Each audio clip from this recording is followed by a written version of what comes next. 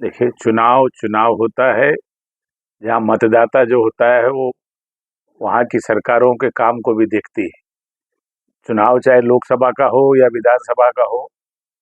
जब वो वोट मांगने वहाँ के राज्य सरकार के नुमाइंदे भी तो जाएंगे। ऐसा तो नहीं कि खाली मोदी जी अकेले वोट मांगेंगे। यहाँ की राज्य सरकार के भी मुख्यमंत्री, उप मुख्यमंत्री, ये लोग भी जाएंगे। जब वो जनता के दरबार में जाएंगे तो जनता देखेगी कि इनके द्वारा किए हुए क्या काम है। तो आज हम अगर महाराष्ट्र के परिप्रेक्ष्य में देखें तो वर्तमान सरकार ने पिछले पौने दो साल जो भी समय इनको मिला, बहुत तेजी के साथ और मजबूती के साथ जनता के हित के, जन कल्याण के कार्य इन्होंने बहुत किए। चाहे वो इंफ्रास्ट्रक्चर डेवलपमेंट का काम हो, जैसे समृद्धि महामार्ग मुंबई नागपुर का हो, कोस्टल रोड मुंबई में हो, अटल सेतु हो, तमाम इस तरह के विकास के कार्य जो है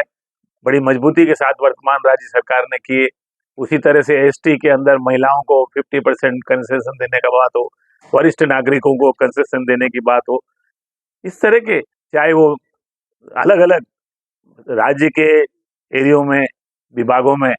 चाहे वो वहाँ की काजू हो, मैंगो हो, या इस तरह की अलग अलग फसलों को वहाँ के स्थानीय बोर्ड बनाकर, उनके सलाहकार बोर्ड बनाकर उनको किस तरह से एक सक्षम बनाया जाए, किस तरह से मजबूती से वहाँ के किसानों को और आधार प्रदान किया जाए, इस तरह का जो सोच वर्तमान सरकार ने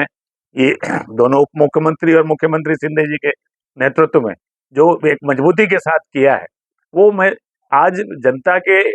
हित में जो कार्य हुआ है वो जनता के एकदम हृदय में उतरा है। और उस मजबूत आधार पर वर्तमान राज्य सरकार एक बहुत ही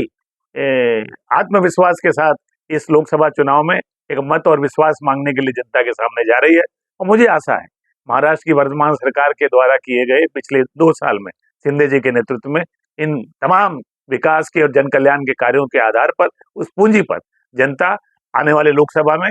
48 में से कम 45 सीटें इन एनडीए के मोदी जी के नेतृत्व वाले गठबंधन को देने जा रही है।